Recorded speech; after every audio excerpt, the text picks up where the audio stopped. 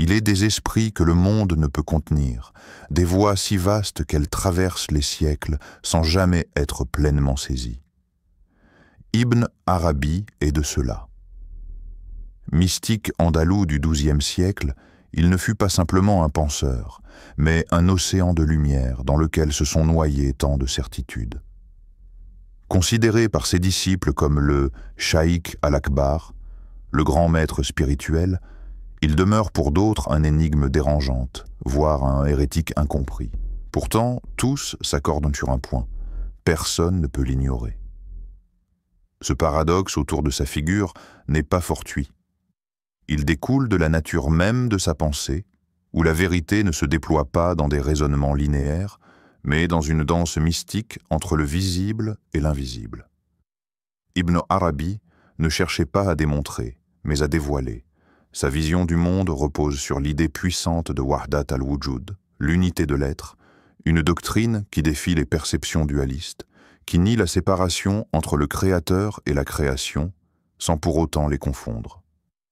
Une idée vertigineuse qui ne peut être comprise qu'avec le cœur éveillé. Comme il est dit dans le Coran, « Et il t'interroge sur l'âme. Dis, l'âme relève de l'ordre de mon Seigneur.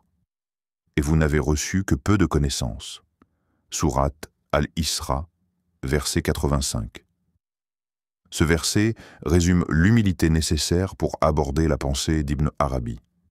Ce qu'il partage n'est pas destiné à être disséqué, mais à être vécu, respiré, médité. Ses écrits, parfois obscurs, ne se donnent pas à la première lecture. Ils exigent du lecteur une plongée dans l'inconnu, une disponibilité intérieure, une écoute silencieuse du monde. L'intellect seul s'y perd, mais l'âme y reconnaît une vérité ancienne, presque oubliée. Ibn Arabi lui-même écrivait comme s'il recevait, non comme s'il construisait. Il parlait de kashf, l'illumination intérieure, comme de la seule voie légitime vers la connaissance réelle. C'est peut-être pour cela qu'il dérange. Il oblige à dépasser les cadres, à déchirer les voiles, à voir avec les yeux du cœur. Et dans un monde qui valorise tant la forme et la certitude, il est un rappel vivant que la vérité, la vraie, ne se laisse pas enfermer. Murcie, au cœur de l'Andalousie du XIIe siècle, n'était pas qu'un lieu, c'était une matrice intellectuelle où la philosophie, la théologie et la poésie se mêlaient dans un souffle vibrant. C'est là qu'Ibn Arabi vit le jour en 1165, dans une famille noble, instruite, baignée d'un islam raffiné, nourri de science et de spiritualité. Très jeune, il est entouré d'érudits, côtoie les sphères du pouvoir et croise même la route du célèbre philosophe Averroès, qui représente alors la rationalité triomphante. Mais l'itinéraire d'Ibn Arabi, bien qu'immergé dans ce monde brillant, ne suit pas la voie prévisible. Il goûte d'abord au plaisir de la vie mondaine, au faste, à la culture, aux débats intellectuels. Tout semble lui sourire jusqu'à ce soir-là. Un simple dîner comme tant d'autres. Puis soudain, une voix intérieure, claire, irrévocable. « Ce n'est pas pour cela que tu as été créé. » Tout s'arrête. Le monde tel qu'il le connaissait vacille. Dans cette phrase, il entend l'appel de l'absolu. Un appel qui exige tout. Il quitte alors ce qui faisait son monde, le confort, les cercles brillants, les promesses d'avenir. Il s'isole dans un cimetière, là où l'ego se tait, où les illusions tombent. C'est dans ce silence, au milieu des tombes, qu'il reçoit sa première grande illumination, un dévoilement qui le pousse à choisir la voie soufie, une vie d'ascèse, de dépouillement, de quête intérieure, un retour à l'essentiel. À l'image du prophète Jésus, Isa, qu'il considère comme son premier maître spirituel, Ibn Arabi embrasse une spiritualité détachée des formes. Il s'identifie à ce modèle d'abnégation, de pureté et de lien direct avec le divin. Il ne suit plus la raison, il suit la lumière. Le Coran nous rappelle cette vocation intérieure gravée dans l'âme humaine. « Et je n'ai créé les djinns et les hommes que pour qu'ils m'adorent. » Sourate Ad-Dariyat, verset 56. Ibn Arabi entend cet appel non comme une injonction extérieure, mais comme une résonance intime. Adorer, pour lui, ce n'est pas seulement prier, c'est s'abandonner, se purifier, se rendre totalement disponible à la présence. Ainsi débute son voyage. Un chemin sans retour vers l'invisible, vers l'infini. Ceux qui pensent qu'un maître est celui qui enseigne avec des mots n'ont pas connu les chemins qu'Ibn Arabi a empruntés. Pour lui, apprendre, c'est se laisser transformer, être façonné, non par des discours, mais par des présences, des silences, des regards habités par la lumière. Bien qu'il se sache illuminé dès ses premières révélations, il choisit pourtant l'humilité de s'asseoir aux pieds de maître. Pas pour accumuler du savoir, mais pour laisser l'invisible affiner son être. Parmi ces figures, l'une brille avec une intensité rare. Fatima bint Ibn al-Mutanna, qu'il appelle avec tendresse et vénération sa mekhaïs, sa mère spirituelle. C'est d'elle qu'il reçoit la douceur de la sagesse, l'ancrage dans la lumière, le rappel constant que la vérité n'a pas de genre. Elle n'enseignait pas par des démonstrations, mais par sa simple présence, son regard perçant, son silence habité. Par elle, il découvre une autre forme de transmission, celle qui passe par le cœur. À ses côtés, d'autres maîtres l'accompagnent dans son ascension intérieure. Abou Madian, le sage de l'Ouest, dont les paroles avaient de la gravité du désert et la fraîcheur des sources cachées. Mais au-delà des vivants, il évoque aussi un maître au-delà du monde, Khidr, ce guide intemporel que Dieu envoie à ceux qu'il choisit. Ibn Arabi affirme l'avoir rencontré dans les rêves, les retraites, les instants suspendus. Il dit avoir bu à sa science directe, comme Moïse l'avait fait avant lui. Et c'est dans cette tradition mystique qu'il rejette les carcans du kalam, les débats abstraits de la théologie spéculative, les labyrinthes de la philosophie. Il cherche autre chose, une connaissance intuitive, immédiate, brûlante, celle qui ne se lit pas dans les livres, mais dans le souffle du silence, dans les tombes, dans les veilles nocturnes. Il médite dans les cimetières comme on écoute les morts murmurer la vérité éternelle. Le Coran ne cesse de rappeler que ceux qui sont doués de raison sont ceux qui se rappellent Dieu, debout, assis et couchés sur leur côté, et méditent sur la création des cieux et de la terre. Sourate Al-Imran, verset 191. Ibn Arabi fut de ceux-là.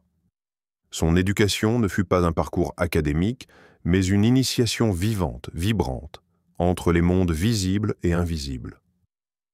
Il y a dans certaines rencontres une densité de mystères que même les mots les plus précis peinent à contenir. Celle entre Ibn Arabi et Ibn Rushd fut de celle-là. Deux hommes, deux mondes. Deux intelligences, deux langages. L'un, le philosophe héritier de la pensée grecque, rationnel et rigoureux. L'autre, le mystique au regard tourné vers l'invisible, nourri par l'intuition, la vision intérieure, l'inspiration divine. Lorsque Ibn Rushd lui demande si l'illumination spirituelle mène à la même vérité que la spéculation rationnelle, la réponse d'Ibn Arabi fuse, courte et puissante, oui et non. Ce paradoxe apparent n'est pas une esquive, c'est une clé. Une ouverture vers une réalité qui dépasse la logique humaine, qui échappe aux oppositions figées du oui ou du non, du vrai ou du faux. Par ces deux mots, Ibn Arabi exprime que la connaissance divine ne se laisse pas enfermer dans des cases binaires. Elle transcende les oppositions. Elle est à la fois lumière et ténèbres, proximité et distance, silence et révélation. Là où la raison analyse et découpe, l'intuition unifie et dévoile.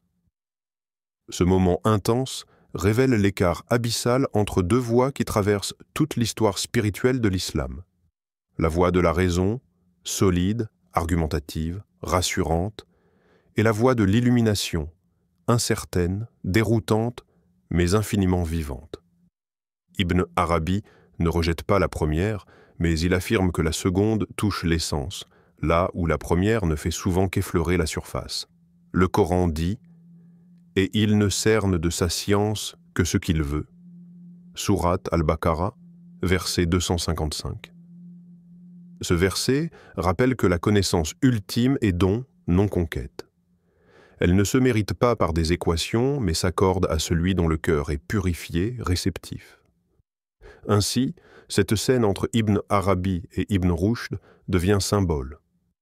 Non d'un conflit, mais d'un passage. D'un glissement du connu vers l'inconnaissable. D'un rappel que la vérité divine n'est jamais à saisir entièrement, mais à accueillir dans le silence et la lumière mêlée. À l'âge où tant cherchent encore leur place dans le monde, Ibn Arabi affirmait avoir trouvé une terre qui n'est sur aucune carte, qui ne connaît ni frontières ni forme. Il l'appelait la terre de Dieu, Ard Allah, ou la terre de la réalité. Ce lieu n'est pas de ce monde, ce n'est pas un espace que l'on traverse avec les pieds, mais un état que l'on atteint avec l'âme. C'est un domaine d'être pur, au-delà des illusions du temps, des limites du corps, des dualités de la perception.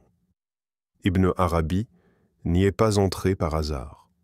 Ce seuil ne s'ouvre qu'à ceux qui ont abandonné toute prétention, toute volonté propre, tout attachement.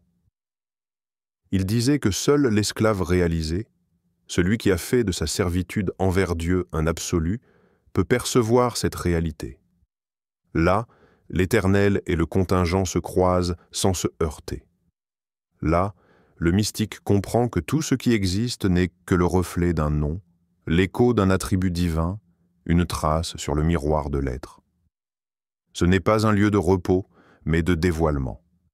Car dans cette terre, le cœur perçoit ce que l'œil ne peut contenir. Les choses ni n'y sont pas abolies, mais reconnaissables dans leur essence divine. Le monde devient un livre vivant, un tissu sans couture, tissé par la main du Tout-Aimant. Ibn Arabi y voit l'univers entier comme un théâtre sacré de tajaliyat, les autodévoilements constants de Dieu. Chaque instant, chaque souffle, chaque vibration de l'existence est l'expression d'un nom sacré, d'un mystère qui cherche à se dire. Dans cette terre, le mystique ne voit plus Dieu comme un concept, mais comme une présence. Non plus au-delà, mais au-dedans. Le Coran nous chuchote cette réalité. Où que vous vous tourniez, là est la face de Dieu. Sourate Al-Baqarah, verset 115. Ce verset ne parle pas d'orientation géographique, mais d'un dévoilement intérieur. Il dit que pour celui qui a vu la terre de Dieu, tout devient signe.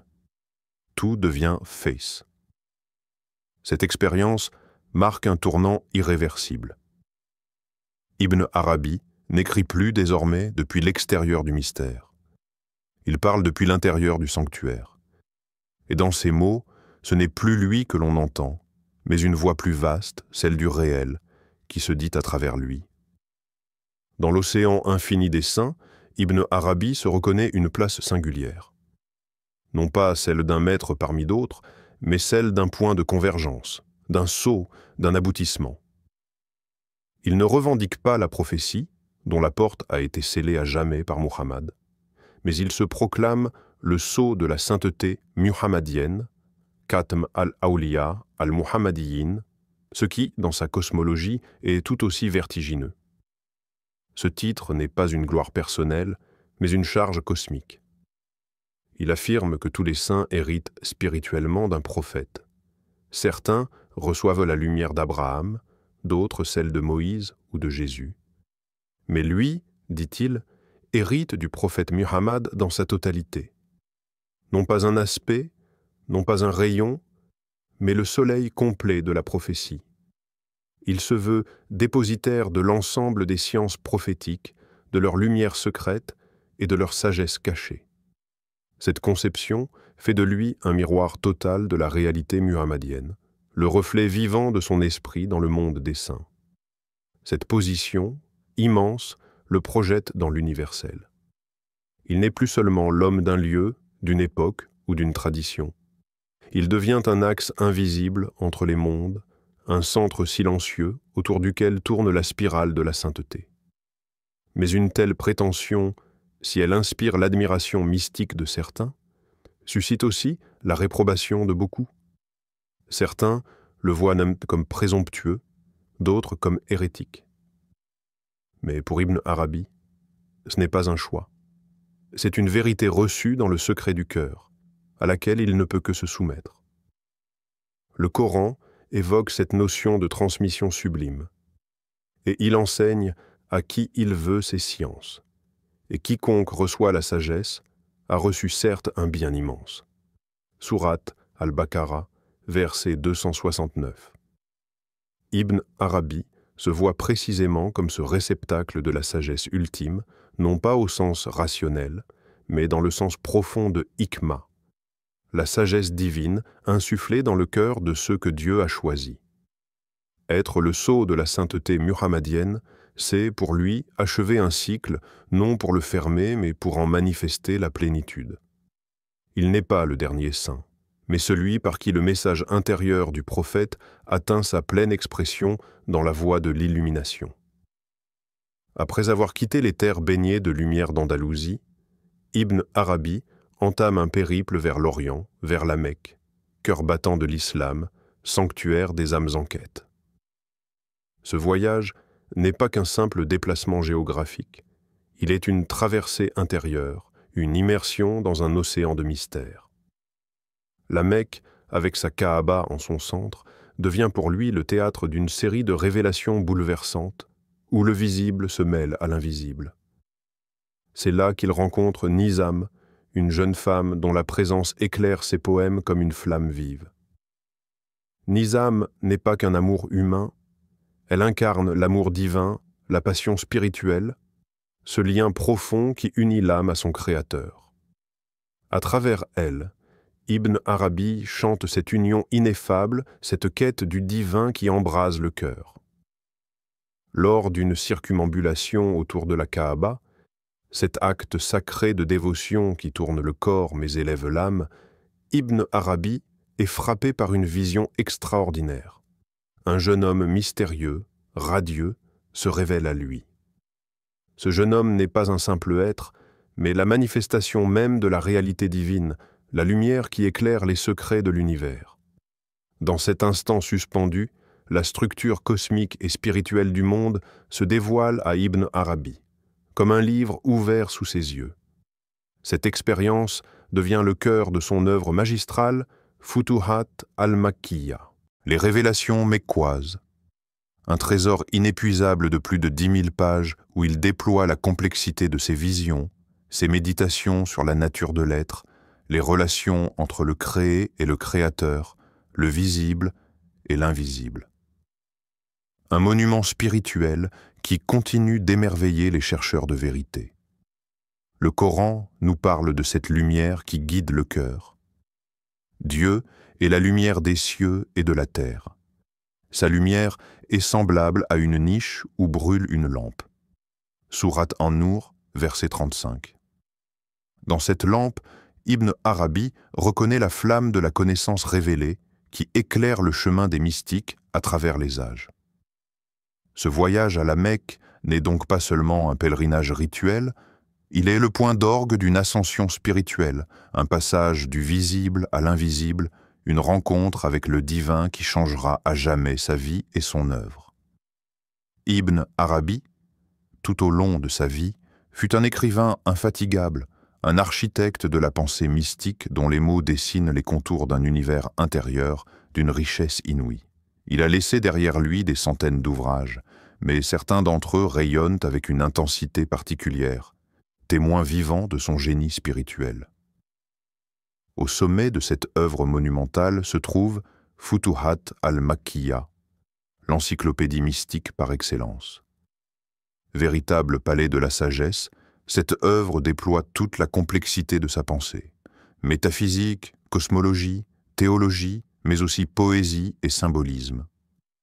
On y découvre un univers où chaque lettre, chaque mot, chaque idée est une clé pour comprendre le réel dans sa totalité. Parallèlement, dans Tarjuman al-Ashwaq, Ibn Arabi se fait poète.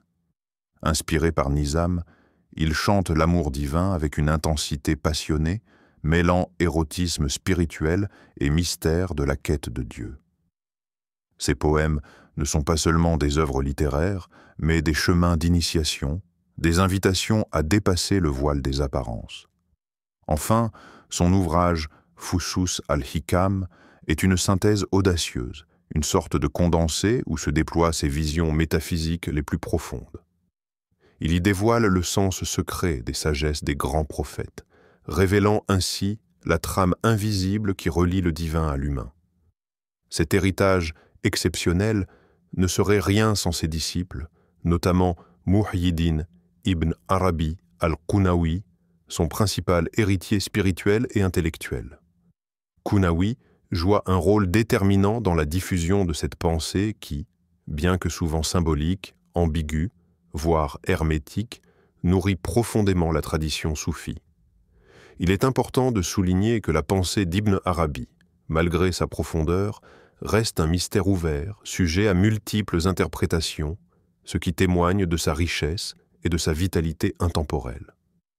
Le Coran dit à ce sujet et dit « Seigneur, augmente-moi en science ». Sourate Taha, verset 114. Cette humble invocation, simple et profonde, résume l'esprit d'Ibn Arabi. Une soif inextinguible de connaissances, non seulement rationnelle, mais aussi mystique, une quête infinie vers la lumière du divin. À travers ses écrits, Ibn Arabi continue de guider les âmes, éveillant les cœurs à l'invisible, transmettant une sagesse qui transcende le temps et l'espace. Parmi les enseignements d'Ibn Arabi, celui de la Wahdat al-Wujud, l'unité de l'être, est sans doute le plus célèbre, mais aussi le plus débattu.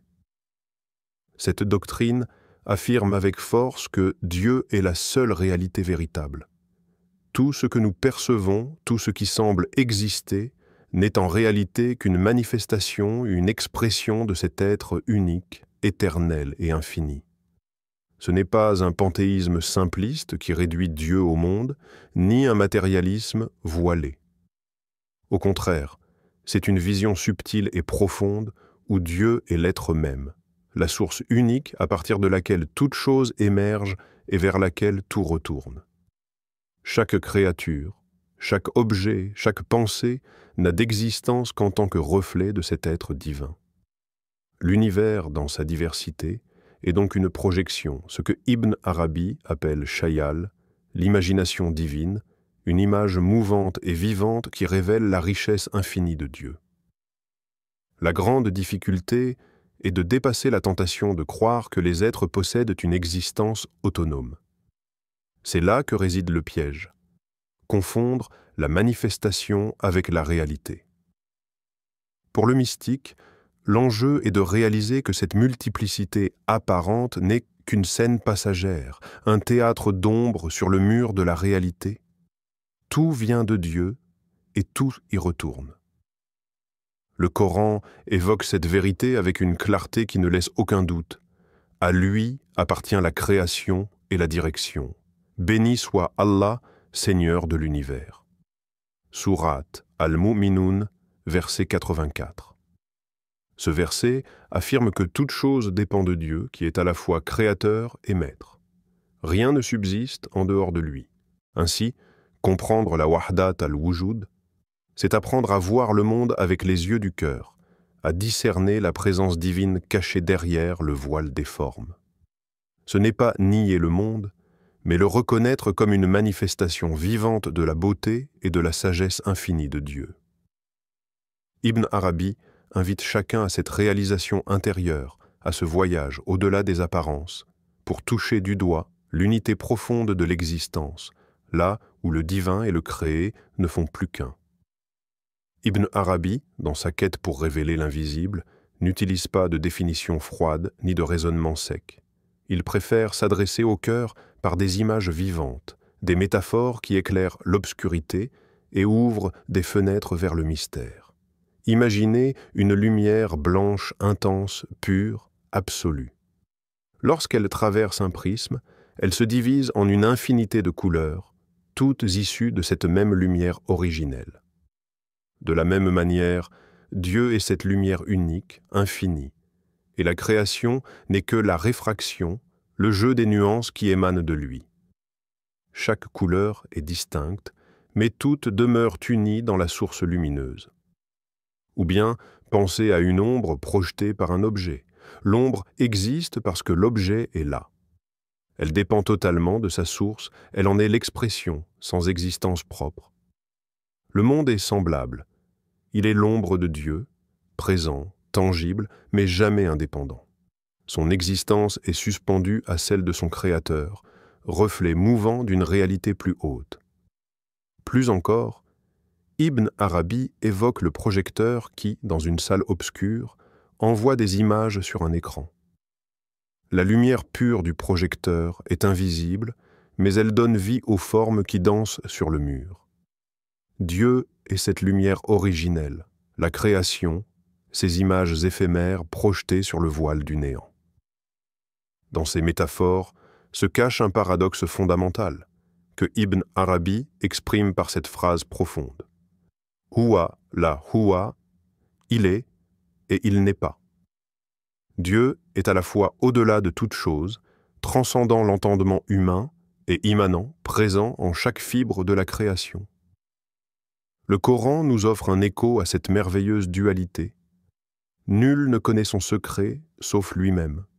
Sourate Al-Mulk, verset 13. Cela nous rappelle la transcendance insondable de Dieu qui dépasse toute compréhension, tout en étant proche de chaque être.